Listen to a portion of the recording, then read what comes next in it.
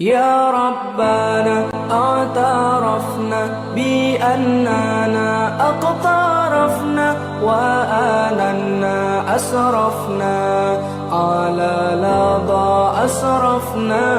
يا ربنا اعترفنا بأننا أقترفنا وآننا أسرفنا على لظى أسرفنا. فتب علينا توبة تغسل لكل حوبة واستر لنا العورات وآمن الروعات. فتب علينا توبة تغسل لكل حوبة واستر لنا العورات وآمن الروعات. يا ربنا اعترفنا بأننا أقترفنا وآننا أسرفنا على لظى أسرفنا. يا ربنا اعترفنا بأننا أقترفنا وآننا أسرفنا على لظى أسرفنا. واغفر لوالدينا ربي ومولودينا والآل والإخوان وسائر الخلان. واغفر لوالدينا ربي ومولودينا والآل والإخوان وسائر الخلان. يا ربنا اعترفنا بأننا أقترفنا وآننا أسرفنا على لظى أسرفنا. يا ربنا اعترفنا بأننا أقترفنا وآننا أسرفنا على لظى أسرفنا. فضلا وجودا منا لا باكتساب منا بالمصطفى الرسول نحظى بكل سول. فضلا وجودا منا لا باكتساب منا بالمصطفى الرسول نحظى بكل سول. يا ربنا اعترفنا بأننا أقترفنا وآننا أسرفنا على لظى أسرفنا. يا ربنا اعترفنا بأننا أقترفنا وآننا أسرفنا على لظى أسرفنا. يا ربنا اعترفنا بأننا أقترفنا وآننا أسرفنا على لظى أسرفنا. يا ربنا اعترفنا بأننا أقترفنا وآننا أسرفنا على لظى أسرفنا.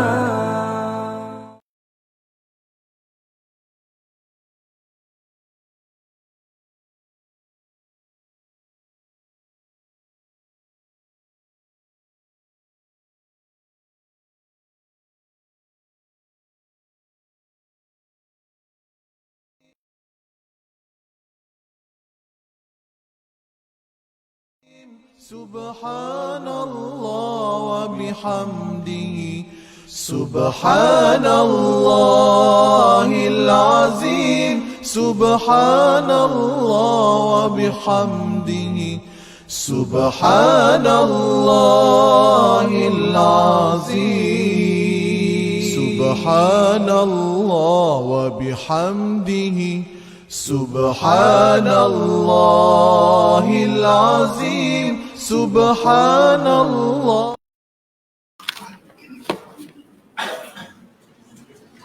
أعوذ بالله السميع العليم من الشيطان الرجيم. بسم الله الرحمن الرحيم. إن الله وملائكته يصلون على النبي يا أيها الذين آمنوا صلوا عليه وسلموا تسليما. إن الذين يؤذون الله ورسوله لعنهم الله في الدنيا والآخرة وأعد لهم عذابا مهينا. والذين يؤذون المؤمنين والمؤمنات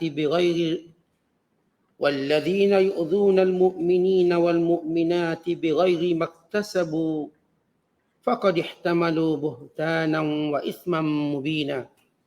صدق الله العظيم.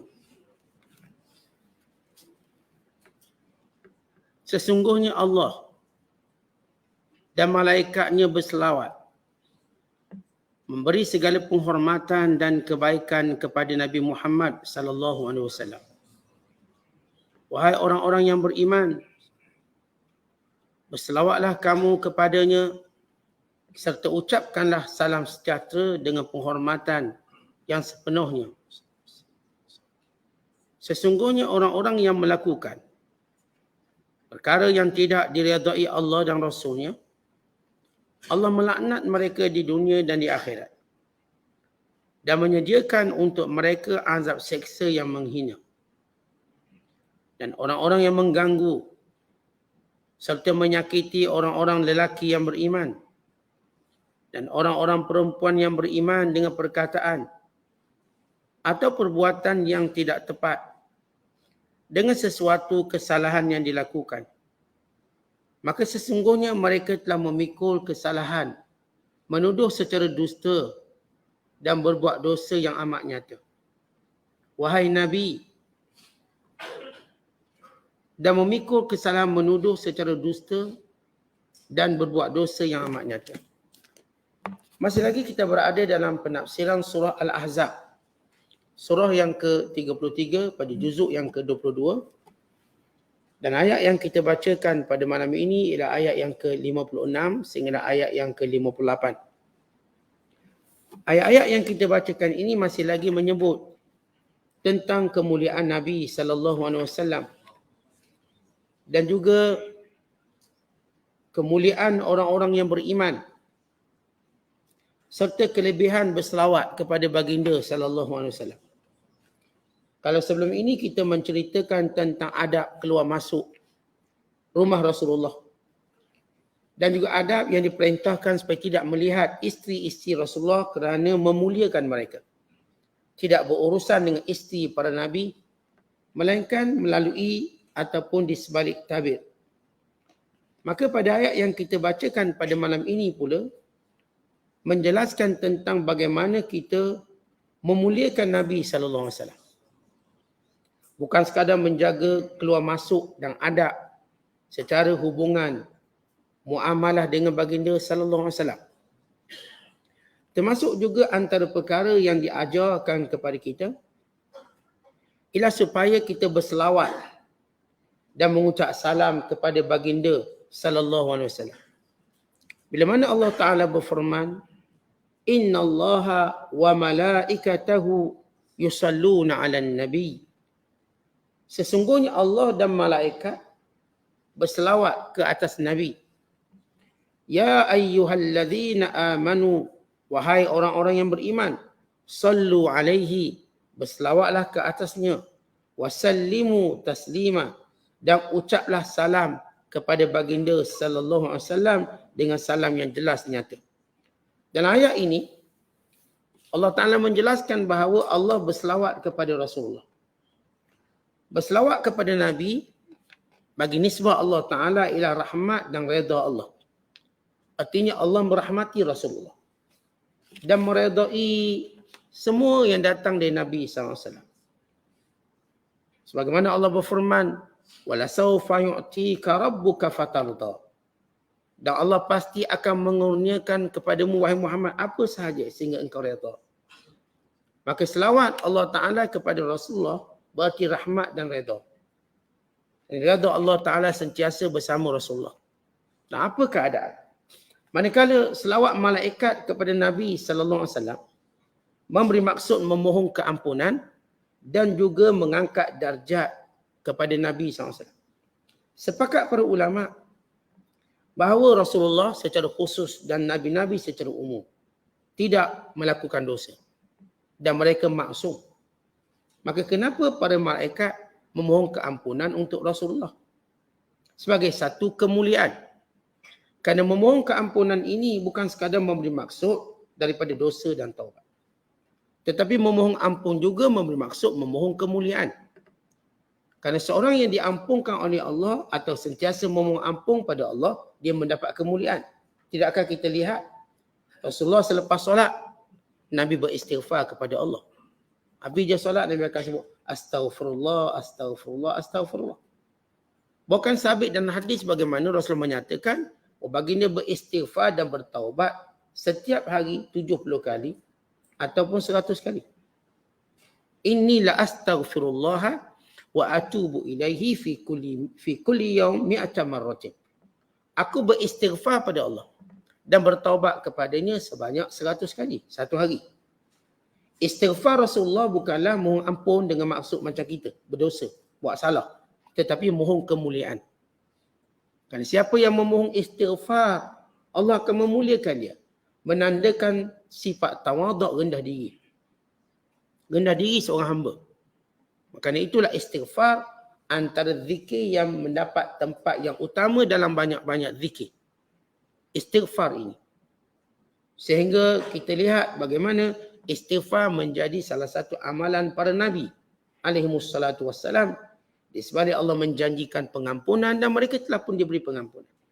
Kemudian bila Allah Ta'ala menyebut, kalaulah Allah telah mengucapkan selawat, demikian juga malaikat, maka kamu wahai orang-orang yang beriman, supaya bersatu antara kemuliaan dari langit dengan kemuliaan daripada bumi.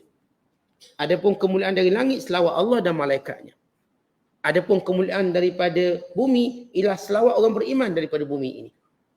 Untuk menyempurnakan kemuliaan Nabi SAW.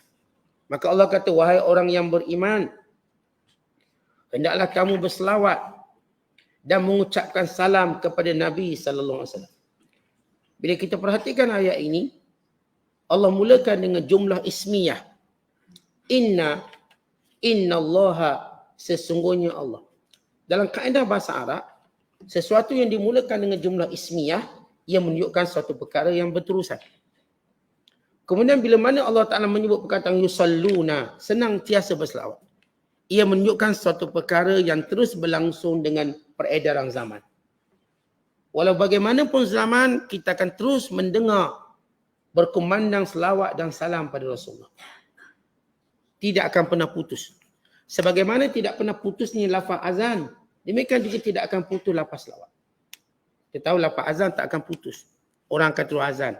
Maghrib, isyak, subuh. Dan dengan kelainan waktu azan tadi, yang menjadikan seolah dunia ini sentiasa bergema dengan lafaz azan. Demikian dunia ini bergema dengan lafaz selawat. Dan salam kepada Nabi SAW. Maka ini menunjukkan kemuliaan yang berterusan baginda sallallahu alaihi wasallam. Dan ini untuk menunjukkan bagaimana kemuliaan Rasulullah ini daripada langit dan daripada bumi. Adapun daripada langit selawat Allah dan juga malaikatnya, adapun daripada bumi maka Allah perintahkan seluruh orang beriman. Bahkan kita tahu dalam perbahasan selawat ini, Imam Asy-Syafi'i menjadikan selawat itu rukun dalam rukun solat. Rukun dan rukun solat wajib. Dalam lafaz tasyahud akhir. Adapun tasyahud awal disunatkan berselawat. Kerana tasyahud awal berakhir dengan asyhadu an la ilaha illallah wa asyhadu anna Muhammadan abduhu wa rasuluh atau wa asyhadu anna Muhammadan rasulullah. Lafaz Allahumma salli ala Muhammad itu cuma sunat. Tetapi bila masuk tahiyat akhir, maka selawat itu menjadi wajib. Walaupun di sisi jumhur ulama selawat itu adalah disunatkan dalam solat. Ini sejumhur ulama. Kita lihat bagaimana hadis-hadis tentang kemuliaan berselawat dan mengucap salam diriwayatkan oleh Bukhari dan Muslim dan juga Imam Ahmad. Dan selainnya daripada Ka'ab bin Ujrah radhiyallahu ta'ala anhu berkata, seorang lelaki berkata, ya Rasulullah, amma assalamu alaika faqad arafnah. Ucapan salam kami tahu. Maksudnya kami jumpa, Assalamualaikum ya Rasul. Itu salam. Kita dianjurkan mengucapkan selawat dan salam. Salam maklum, Assalamualaikum. Lalu kata sahabat ini, ya Rasulullah, kami tahu lafaz salam. Sebab kami jumpa, kami bagi salam. Tetapi bagaimana kami nak berselawat? Itu yang kami tak tahu. Lalu kata Nabi SAW, kul, katakanlah, Allahumma salli ala Muhammadin wa ala ali Muhammadin kama sallaita ala Ibrahim innaka Hamidum Majid. Allahumma barik ala Muhammadin wa ala ali Muhammadin kama barakta ala Ibrahim innaka Hamidum Majid. Ini lafaz pertama selawat. Diriwayatkan oleh Imam Malik, Ahmad, Bukhari, Muslim dan lainnya daripada Humaid As-Sa'idi, sesungguhnya mereka berkata, ya Rasulullah, kaifa nusalli alaika? Macam mana kami nak berselawat padamu? Maka jawab Nabi sallallahu alaihi wasallam, qulu, katakanlah, Allahumma salli ala Muhammadin wa azwajihi wa zurriyyatihi kama sallaita ala ali Ibrahim wa barik ala Muhammadin wa azwajihi wa zurriyyatihi kama barakta ala ali Ibrahim innaka Hamidum Majid. Diriwayatkan oleh jamaah ulama hadis daripada Abi Sa'id Al-Khudri, dia berkata, ya Rasulullah, kami tahu cara nak beri salam. Itu ucapan Assalamualaikum. Tapi bagaimana kami nak berselawat? Maka kata Rasulullah, katakanlah, Allahumma salli ala Muhammadin abdika wa rasulika kama sallaita ala Ibrahim. Wa barik ala Muhammadin wa ala ali Muhammadin kama barakta ala ali Ibrahim. Maka sepakat ulama bahawa selawat paling afdal dinamakan selawat Ibrahimiyah. Yang selawat yang dibaca pada tahiyat akhir. Tidak ada selawat yang lebih utama daripada itu. Jadi kalau kita baca tahiyat akhir, yang kita dah berselawat, selawat itu sebut selawat Ibrahimiyah. Selawat kepada Rasulullah yang paling afdal sekali. Ada pun ucapan salam yang kita dah sebut, itu ucapan Assalamualaikum ya Rasulullah ataupun Assalamualaikum ya Rasulullah. Maka ini ucapan, kata ulama, makna Assalamualaikum iaitu doa keselamatan daripada segala kekurangan. Daripada segala penghinaan. Daripada segala perkara yang tidak baik. Bila kita sebut Assalam Alaika pada Rasulullah. Dan demikian bila kita sebut Assalamualaikum pada setiap orang beriman, memberi maksud doa supaya selamat daripada segala kekurangan. Doa supaya selamat daripada segala penyakit dan segala kerosakan. Diriwayatkan hadis yang banyak tentang kelebihan berselawat. Banyak. Di antaranya hadis daripada Amir bin Rabi'ah, dia berkata, aku mendengar Rasulullah sallallahu alaihi wasallam bersabda, man salla alayya salatan lam tazal malaikatu tusalli alaihi ma salla alaihi falyuqil abdu min dhalika aw yukthir. Kata Rasulullah SAW, siapa yang berselawat kepada baginda sallallahu alaihi wasallam, maka malaikat akan menyambut selawatnya.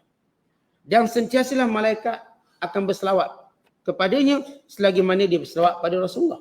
Maksudnya, seorang berkata, Allahumma salli ala Muhammad wa ala ali Muhammad, maka malaikat kata, ya Allah, ampunkan dia, ampunkan dia, ampunkan dia. Kerana selawat malaikat kepada hamba, kepada manusia, memberi maksud memohon keampunan. Maka kata Rasulullah, fal yuqil min dhalik aw yukthir. Maka siapa nak banyak, siapa nak sikit, buat sikit. Siapa nak banyak, maka buat banyak. Artinya, ini perintah untuk kita sentiasa tidak putus berselawat pada Nabi SAW. Dan hadis yang lain diriwayatkan, Rasulullah datang dalam keadaan gembira. Wajah Rasulullah bersinar kerana bergembira. Lalu sahabat bertanya, ya Rasulullah, inna lana rasurur au al-bushra fi wajhika. Kami nampak wajah ceria ya Rasulullah. Apa yang Rasulullah gembira sangat? Maka jawab Rasulullah, malaikat datang kepada. Lalu malaikat berkata, ya Muhammad, wahai Muhammad, ama yurdika anna rabbaka azza wa jalla yaqul, tidakkah kamu reda bahawa Tuhanmu telah berfirman, innahu la yusalli alayka ahadun min ummatika illa sallaitu alaihi ashran. Tidak ada di kalangan umatmu wahai Muhammad yang berselawat ke atasmu dengan satu selawat, melainkan aku akan berselawat padanya, kata Allah, dengan 10 selawat. Wala yusallimu alayka ahadun min ummatika illa sallamtu alaihi ashran. Tidak ada yang memberi salam padamu wahai Muhammad dengan satu salam, melainkan aku yang akan beri salam kepadanya dengan 10 kali salam. Lalu kata Nabi sallallahu alaihi wasallam, bala, Ya, aku gembira. Aku redha. Nabi SAW antara sifat baginda. Nabi suka kalau umatnya buat satu ibadat yang diberi pahala banyak. Ini kerana Rasulullah mengetahui umatnya umur pendek. Tak macam umat Bani Israel. Yang mencecah usia ratusan tahun atau ribuan tahun. Umat Rasulullah ni umur pendek. Sehingga Nabi sini menyatakan, A'maru ummati ma baina sittin wa sab'in wa qalla man jawaza dhalika. Umur umatku rata-rata 60 hingga 70. Hanya sedikit yang mengatasinya. Hanya sedikit. Average kita umat Muhammad 60, 70. Maka bersiaplah dengan kain kafan kita. Bersiaplah dengan tahlil untuk diri kita sendiri. Bersiaplah dengan segala perkara-perkara yang akan menyampaikan kepada akhirat. Cuma sedikit yang melepasi 70. Ada yang 71, 72. Tapi cuma tunggu masa saja. Bila-bila boleh berlaku. Supaya kita sedar. Ini satu rahmat bila Rasulullah beritahu umur kita berapa. Lengkungan umur kita. Masuk 60, 70, maka prepare. Ini bukan umur main-main. Ini bukan umur kita berlebih kurang. Ini bukan umur kita memilih dunia mengatasi akhirat. Tidak juga memilih makhluk, keredaan makhluk berbanding keredaan Allah. Ini umur yang kita perlu tunjukkan sikap. Cemburu kita pada agama lebih kuat berbanding cemburu pada dunia. Ini umur ialah umur untuk kita berbakti pada agama. Lebih daripada kita berbakti untuk dunia. Ini Rasulullah beritahu. Dek kerana umur umat Muhammad SAW rata-rata pendek, maka Nabi suka kalau ada amalan yang mengangkat kedudukan umat Muhammad. Antaranya selawat. Bukan selawat yang menjadikan seorang dekat dengan Rasulullah. Bukan selawat kalau kita tengok kelebihan selawat, satu kelebihan yang terlalu banyak. Nak tahu sebahagian kelebihan itu memang Rasulullah beritahu. Sebahagian kelebihan itu datang daripada pengalaman sendiri. Pengalaman sendiri. Bukan dia obat kepada lupa dan nyanyuk. Dengan banyakkan berselawat. Ini obat pada lupa dan nyanyuk kita. Bukan saya katakan sebahagian kelebihan selawat. Dialami oleh pengalaman mereka sendiri. Apa yang menjadi pengalaman mereka atas kelebihan berselawat. Dari riwayat yang lain. Man salla alayya wahidatan sallallahu alaihi biha ashran. Siapa yang berselawat padaku satu, maka Allah yang berselawat padanya. Bukan orang lain, Allah yang berselawat padanya dengan 10 selawat. Dan menjadi sepakat para ulama berwajib mengucapkan selawat dan salam pada Rasulullah sekali seumur hidup. Ini wajib. Berdasarkan firman Allah, sallu alaihi wasallimu. Selawatlah atasnya dan ucap salam. Wajib sekali seumur hidup. Maka ini kefarduannya. Ataupun ini perkara yang wajib dilakukan. Adapun dia ulang-ulang, maka itu perkara yang disunatkan.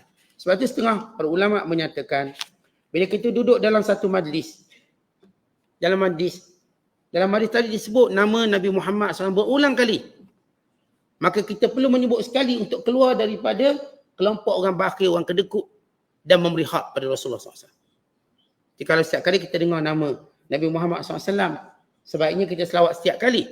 Tetapi kalau kita dah selawat sekali, memadai. Telah memberi hak. Ini dibincangkan oleh para ulama. Berapa kali kita nak berselawat, bila setiap kali kita dengar nama Nabi Muhammad SAW. Ada yang mengatakan dalam satu majlis memadai sekali. Ada yang mengatakan sebaik-baiknya diulang-ulang. Bahkan mereka juga membahaskan tentang khatib bila mana membaca khutbah. Dan menyebut nama Nabi Muhammad SAW. Maka apakah dianggap mengganggu bila makmum menyebut? Tidak dianggap mengganggu. Tidak menafikan maksud fokus pada khutbah. Bahkan itu menunjukkan bahawa orang itu memang fokus pada khutbah. Bila khatib sebut nama Rasulullah SAW, maka makmum bawa sebut Allah SAW dan sebagainya. Ia tidak dianggap mengganggu. Adapun zikir lain, maka dia dianggap mengganggu.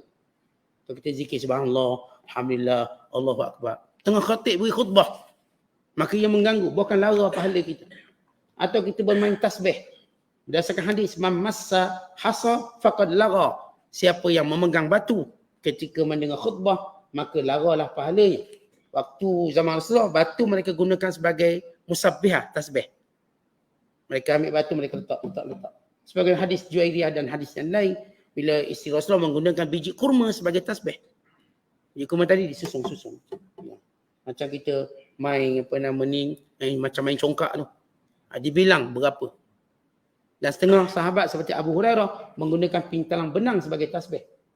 Yang tasbih yang kita tengok itu yang dah baru-baru.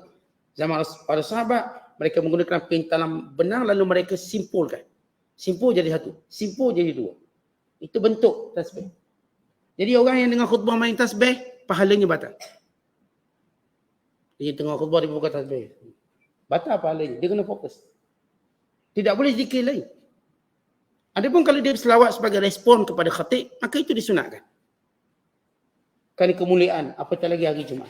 Dan para ulama menyatakan, disunatkan memperbanyakkan selawat dan salam pada Nabi SAW, khususnya pertama pada hari Jumaat. Disunatkan, banyakkan. Hari lain kita berselawat, hari Jumaat digandakan. Dan yang kedua ketika ziarah kubur Rasulullah. Ketika mana kita memasuki Madinah dan menziarahi kubur Nabi SAW, sunat berselawat. Ni kita dok beratur daripada babu salam, beratur ataupun babu Jibril. Beratur, kata menung macam banyakkan selawat. Sebelum kita berada di hadapan kubur Nabi SAW. Dan yang ketiga ialah ketika mana seruan azan.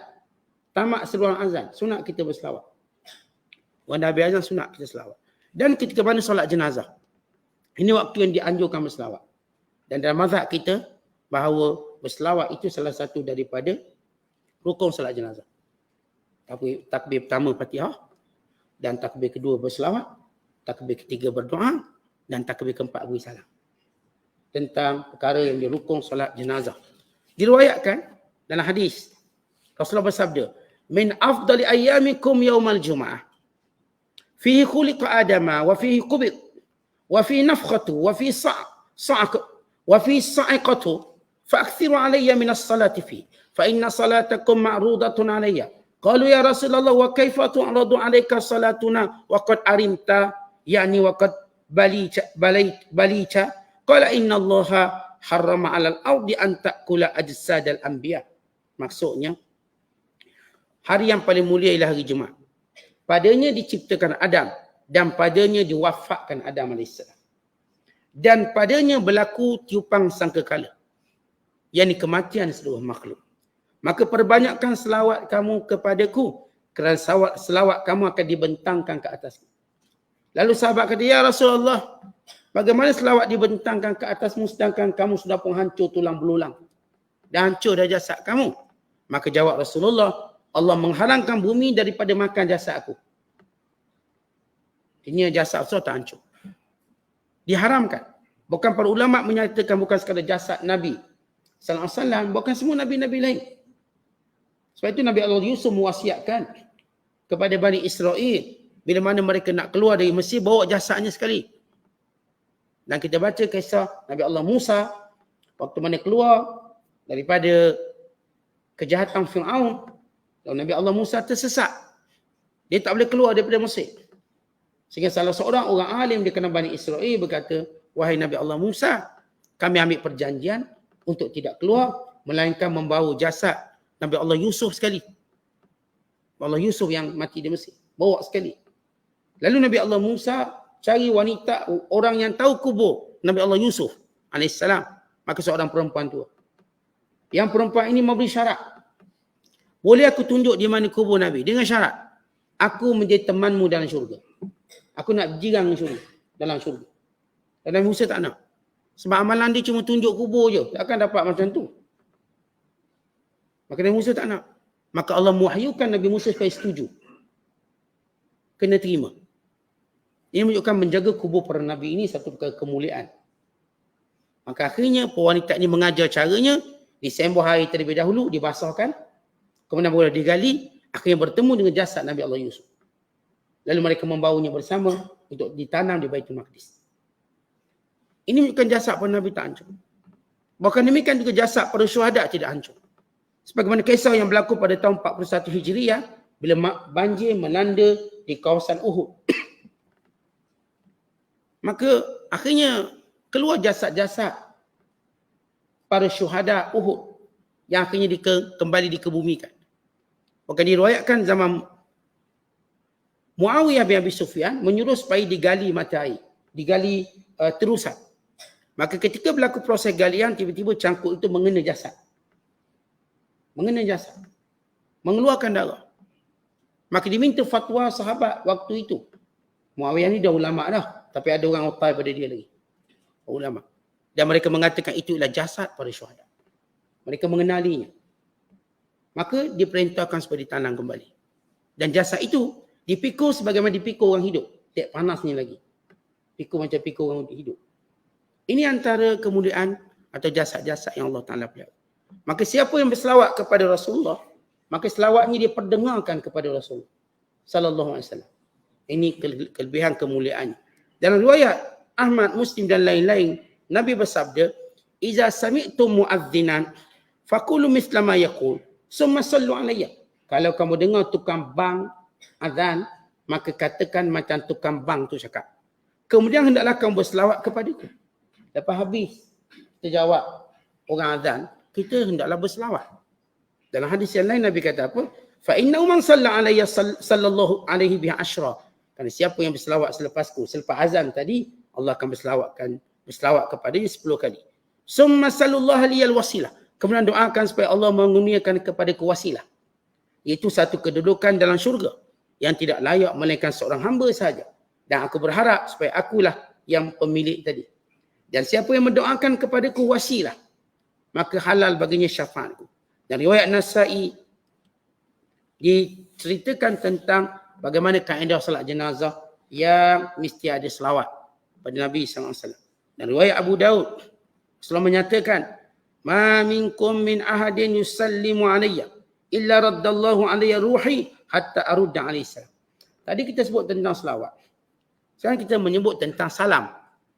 Siapa yang beri salam pada Rasulullah SAW, melainkan Allah mengembalikan ruh kepada Rasulullah untuk Nabi balas sendiri jawab salam. Nabi akan balas salam. Kita tahu kita sunat bila kita ziarah kubur, kita beri salam kepada ahli kubur. Dan ahli kubur akan menjawabnya. Tetapi Rasulullah lebih istimewa pada itu. Bahawa bila kita memberi salam kepada Nabi SAW, maka Rasulullah akan menjawab salam, Allah kembalikan roh dan menjawab salam. Salam tersebut dijawab sendiri oleh baginda sallallahu alaihi wasallam. Kerana itu para ulama bersepakat selawat dan salam. Selawat dan salam ini punca kepada kebaikan yang banyak. Jadi banyak sangat sehingga setengahnya mungkin tulis sampai beratus kelebihan selawat. Saya pernah nyatakan 41 kelebihan selawat dalam salah satu kuliah saya. Mungkin boleh refer pada perkara tersebut. Tapi kalau kita lihat lafaz umum, orang yang banyak berselawat dan salam, kebaikannya banyak dia dapat. Macam-macam ruang. Kepada kebaikan pada anaknya, pada dirinya, pada isterinya, pada keluarganya, pada rezekinya dan pada semua perkara yang berada sekelilingnya. Dan sepakat ulama selawat sebab kepada masuknya syurga. Dan sebab kepada hilangnya duka cita dan kesukaran. Hidup yang paling kita tak suka, benda sukar. Apa pun yang suka, sebab tu kita nak kabel. Sebab apa? Tak nak sukar dalam hidup. Tak semua orang boleh ada kabel. Tapi Allah beri kabel yang paling baik, selawat. Ini kabel kita paling baik kalau kita nak permudahkan segala urusan kita. Tak kira urusan apa pun, maka Allah permudahkan. Dan dia penghalang kepada sifat lupa. Kita kadang-kadang lupa, bukan sebab tua, kadang-kadang muda pun lupa. Bila kita disibukkan dengan perkara lain. Lalu kita lupa benda-benda yang mungkin penting. Lupa kunci, lupa telefon tak kat mana. Lupa letak duit kat mana mungkin. Mungkin kita pun lupa orang-orang yang pernah kita kenali, lupa. Siapa nama dia? Tak ingat. Muka ingat dah. Tak ingat siapa ni. Kita nak cerita macam tak boleh. Kita kan kalau tak boleh sebut nama orang pernah kita ingat rasa macam satu sekatan. Maka perbanyakkan selawat. Kerana dia tardun lin nisyan. Dia penyelamat daripada lupa. Diriwayatkan dalam hadis. Gharima anfu rajulin dzukirtu indahu falam yusalli alayya. Wa raghima anfu rajulin dakhala alayhi syahr Ramadan summa salakha qabla an yughfara lahu. Wa gharima anfu rajulin adraka indahu abawahu al-kibara falam yudkhilahu al-jannata. Orang yang paling rugi, kata Rasulullah, yang paling rugi ada 3 golongan. Yang pertama, bila dia sebut namaku, dia tak berselawat. Yang dia rugi. Yang kedua, orang yang berlalu bulan Ramadan tapi dia tak mendapat pengampunan sepanjang Ramadan. Sebab pengampunan bulan Ramadan ni mudah sangat tapi tak dapat juga. Maka ini rugi. Dan yang ketiga, orang yang sempat dengan kedua ibu bapanya. Tidak menjadi sebab untuk dia masuk syurga, maka rugi. Tetapi kita bila kita ada pekerjaan, punya kemampuan dalam hal mak ayah kita masih ada. Lalu kita berbakti sungguh-sungguh sehingga kita masuk syurga, maka untung kita. Tapi ada orang, dia dah punya ruang untuk berbakti pada mak ayah, dia tak nak berbakti juga. Maka ni orang paling rugi. Kadang-kadang kita tak sempat kerja, mak ayah mati, memang tak sempatlah nak berbakti. Tapi orang yang kata Rasulullah, dia dah ada peluang berbakti. Kerja dah ada, income pun dah stabil, masa pun dia boleh arrange, cuti berapa sekian dah. Tapi masih belum mampu berkhidmat kepada kedua ibu bapa dengan baik. Sehingga dia tak boleh masuk syurga. Supaya kita tahu, bila Allah panjangkan umur kita, sehingga ibu ayah kita tua, dan kita boleh menanggung mereka sebagaimana mereka tanggung kita, dan boleh jaga mereka sebagaimana jaga kita waktu kecil, maka kita mudah masuk syurga. Waktu kita berpeluang jaga dia, kita pun tak nak jaga juga. Peluang jaga waktu kita pun ada, kita pun boleh arrange cuti kita berapa hari setahun, boleh. Tapi tak nak jaga. Ini orang paling rugi, sehingga dia tidak mendapat masuk syurga dengan kehadiran kedua ibu bapa yang penuh kemuliaan ini. Maka ini di antara kelebihan selawat yang banyak kepada Nabi SAW, sehinggalah Rasulullah kata, banyak mana kamu selawat dan salam, banyak itulah kelebihan yang kamu dapat. Dan khususnya yang kita sebut hari Jumaat. Selepas kita menyebut tentang kelebihan selawat, kemudian Allah menyebut, innal ladzina yu'dzuna Allah wa rasulah. Orang-orang yang menyakiti Allah dan Rasul.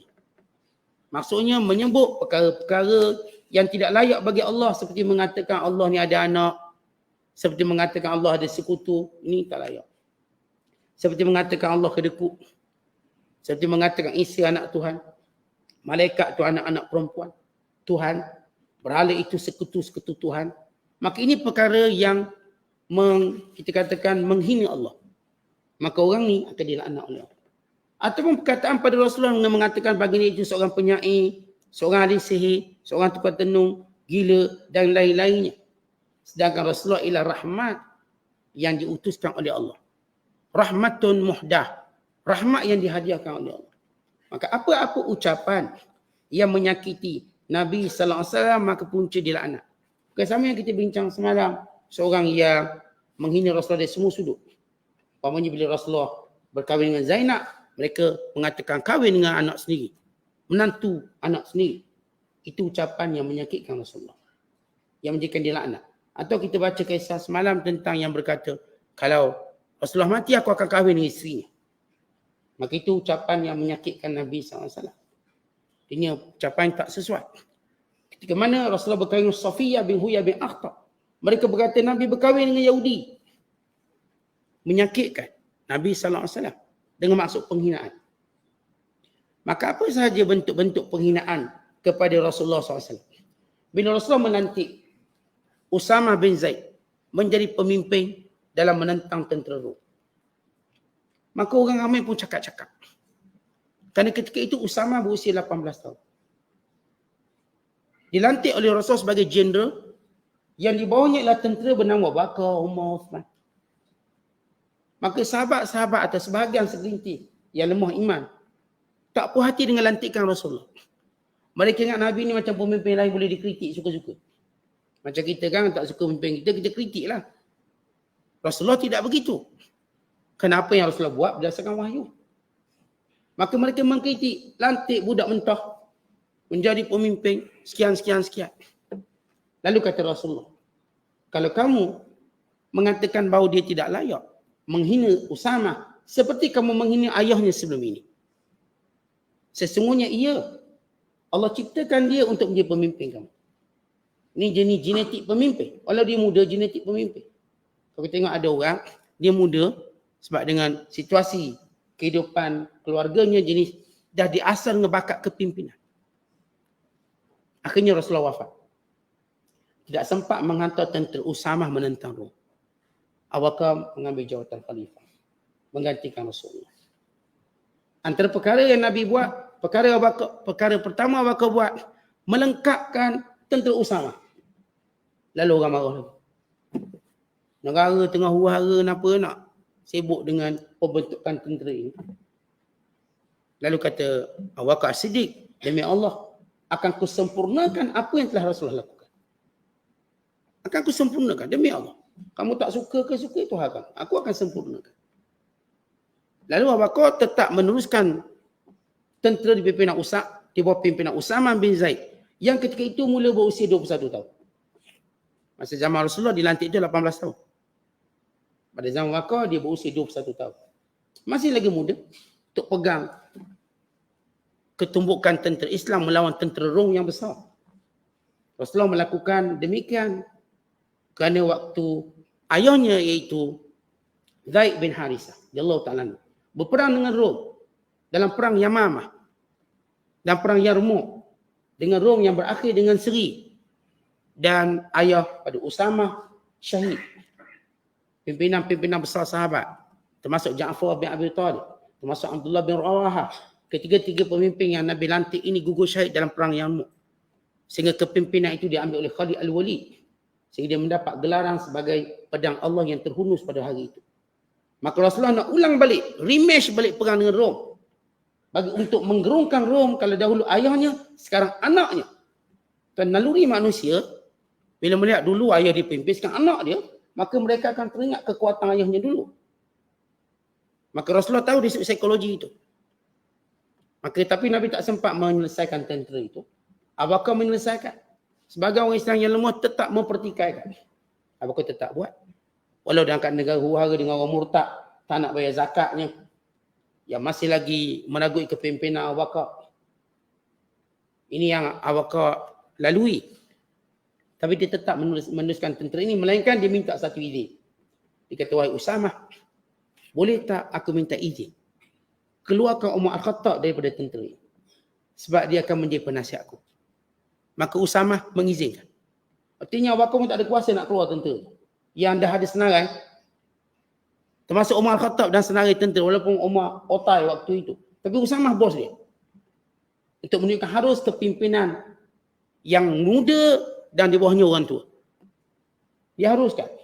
Tapi untuk dia seluk ketenteraan tadi.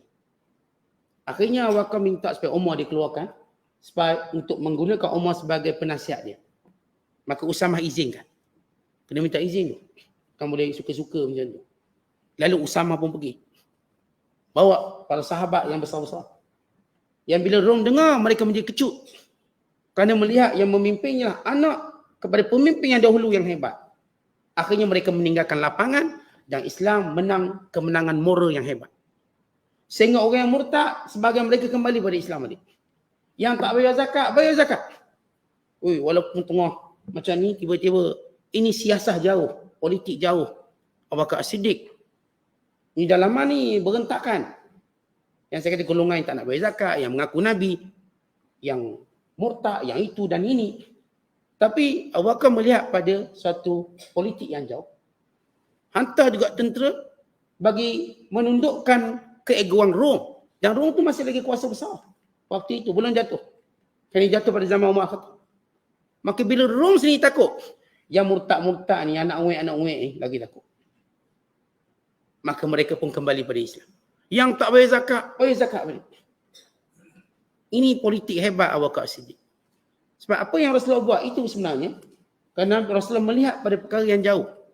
Kerana ketika mana orang dekat ni tak takut, maka Nabi mengancam orang yang ternyata lebih besar. Dan kadang-kadang kita cikgu lah. Budak ni tak takut kita. Marah tak takut. Kita lempang je ayah dia. Takut dia.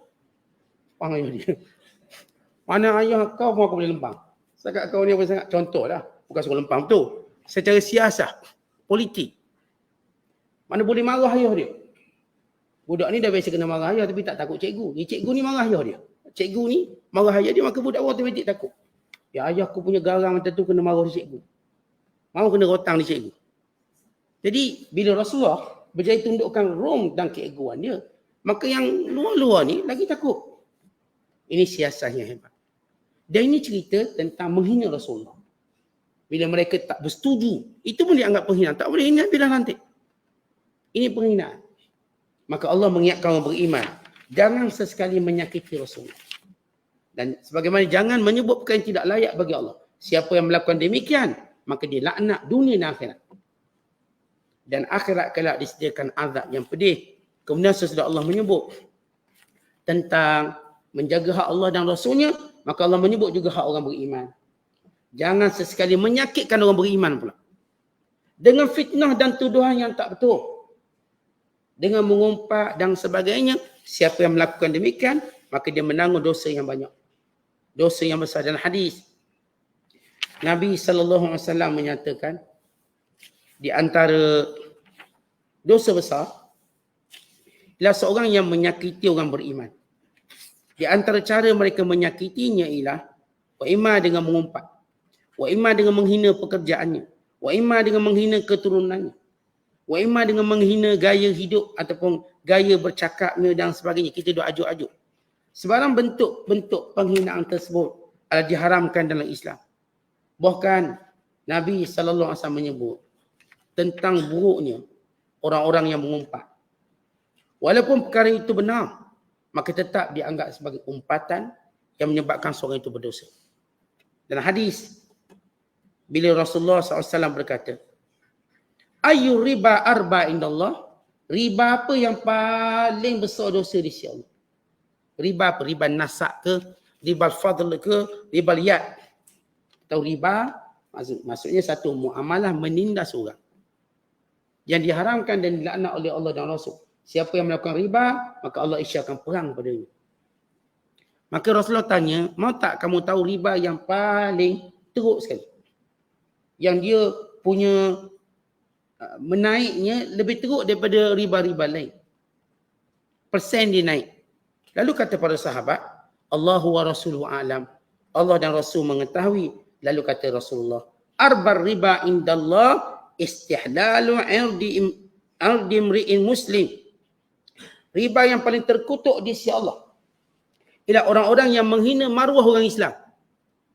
Menghina maruah orang Islam. Termasuk apa yang kita lihat hari ini. Hal rumah tangga dia, kita duk dihina-hina lebih-lebih. Padahal rumah tangga dia, biarlah dia. Dia sesal lah cara dia ni, tukang nambah ni. Ni kotak, ni penyokong A, ni penyokong B. Sehingga dia lupa tentang dosa. Yang ni lah, yang ni cerita hal buruk ni. Yang ni pula tak nak cerita hal buruk masing-masing. Walau kita tahu dalam rumah tangga masing-masing ada buruk masing-masing. Masing-masing ada buruk. Yang si suami ada buruk. Si isteri ada buruk. Masing-masing boleh cerita mengikut apa yang mereka nak cerita. Tapi yang paling baik, yang menyembunyikannya, yang paling baik. Tapi ada orang tak, dia akan cerita. Kata dia, hal rumah tangga kita pula masuk campur. Tolong, orang kata tolong tuangkan minyak dan benda yang dah terbakar. Kita yang tolong tambah-tambah perkataan yang kita tak tahu hakikat. Maka kita mainkan maruah dia. Mainkan maruah dia, lalu dicatat sebagai satu dosa yang makin besar, makin besar, makin besar. Jadi Nabi, antara benda yang Nabi ajar, ya jangan kita peduli hal rumah tangga orang. Jangan duk layan. La yus'alur rajul fima daraba imra'atahu. Jangan kamu duk sibuk tentang lelaki, kenapa dia pukul isteri ni. Jangan ditanya, biar dia lah, dia settle sendiri. Kenapa dia lari dari rumah? Kenapa? Biar dia settle sendiri lah. Apa masalah lagi ni? Masalah saya sah. Begitu masalah dia. Dia pun kena tolong selesai. Menambahkan ruang komen yang tak ada pahala apa-apa. Melainkan kita menjawab akhirat pula. Tak ada didik diri kita. Jangan peduli benda yang tak ada kaitan dengan kita. Hal rumah tangga dia itu hal dia lah. Biarlah dia. Dia persefahaman tak dapat, maka jadi macam tu.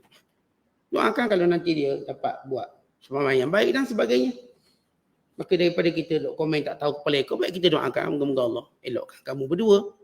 Mudah-mudahan Allah Ta'ala satukan kamu kembali dan sebagainya dengan doa-doa yang baik. Sebagaimana sikap kita terhadap orang beriman. Kita tak tolong campur, tak tolong tambah. Itulah orang lelaki macam itulah. Itu kata perempuan. Orang perempuan macam itulah. Itulah kata lelaki. Dua-dua sama je. Itu juga kata sejenis lagi makhluk. Maksudnya tuan-tuan sekalian, sebaiknya kita tidak bercakap tentang maruah. Apatah lagi kalau ada tokok tambah yang kita pun tak tahu. Apatah lagi datang daripada mulut kebencian. Sebab mulut kebencian sentiasa menzuhirkan kejahatan. Tapi kalau mulut itu redha, semua benda baik berlaku. Orang kata Imam Asy-Syafi'i, orang ni kalau dia dah mulut-mulut nak marah atau mata-mata nak marah, maka dia tak nampak melainkan jahat berlaku. Tapi kalau mata redha, disebut ainul redha, mata yang redha, suka, semua baik berlaku. Begitu cerita rumah tangga. Dia tak cerita dulu dia bahagia anak 7-8 orang. Dia cerita ni. Sebenarnya saya daripada awal lagi tak jatuh cinta ke dia. Sejak dari awal lagi. Yang anak 7 ni. Yang cerita ni, anak 8. Dia apa? Saya rasa macam kena kahwin paksa. Padahal masalah baru hari ni 3-4 hari. Tapi dia cerita ni dulu. Saya zaman dulu rasa macam tak berkenang dah dengan suami saya ni atau isteri saya ni. Kata ini benda yang kita jangan campur. Hal rumah tangga orang, ini melibatkan maruah. Jangan tolong share pula. Jangan biarkan dia. Tapi kita duk mengada-ngada jadi benda tu jadi macam besar sangat benda tu. Sebab itu hidup kita tak bahagia. Sebab kita duk besarkan benda kecil. Kecil. Bukanlah hari ni dia kena cincang lumak ke, buat sambal belacang ke, tak ada. Hidup segar bugar, makan kenyang, gemuk. Suami pun sama, tak ada apa dia, biasa. Macam kita tengok anak-anak kita gaduh, biarlah dia gaduh. Kecil-kecil, jangan manja sangat. Jangan tu buat sidang akhbar, sebab anak saya kena pukul, sidang akhbar. Sama-sama budak main tarik telinga, biarlah dia. Kejap lagi dia okey main. Kejap lagi dia okey berlari bersama.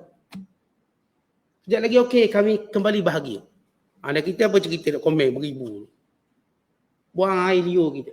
Jadi sebab itu kata Rasulullah, antara riba paling besar ialah menyentuh maruah orang lain. Dan antara maruah orang lain itulah rumah tangga orang lain. Jangan duk cari. Rumah tangga dia ada pihak berkuasa dah, selesaikan, biar dia. Kita sentiasa doakan yang baik-baik. Jadi dalam ayat yang kita baca yang pertama tentang cara kita memuliakan Rasulullah ialah berselawat kepada baginda. Yang kedua ialah jangan menyebut benda-benda yang tidak layak bagi Allah dan Rasulnya. Kerana ini mengundang laknat Allah dan Rasulnya. Pada dan hari kiamat dikenakan azab yang pedih. Yang ketiga ialah jangan menyakiti orang beriman. Jangan komen benda-benda yang tidak ada pada orang beriman. Jangan mempermainkan maruahnya. Jangan memperjudikan maruahnya. Melainkan kita menanggung dosa yang besar pada hari akhirat kelak. Yang ramai orang muflis kerana urusannya dengan makhluk. Yang muflis akhirat kelak ni kan dia berurusan dengan makhluk pada benda yang dia tak patut uruskan. Dia tak patut peduli, kat akhirnya jadi ngumpat. Yang dia ngumpat siang malam duk ngumpat. Yang dia ngumpat orang ni, yang dia ngumpat orang ni. So, bayangkan kita duk banyak ngumpat. Bagaimana catatan pahala kita? Padahal itu bukan hal kita pun. Tapi kita tumpang mengumpat sekaki. Dengan apa yang disebut. Kerana itu Allah, moga Allah selamatkan kita pada perkara yang tidak beri faedah pada agama kita. Wallahu a'lam. Assalamualaikum.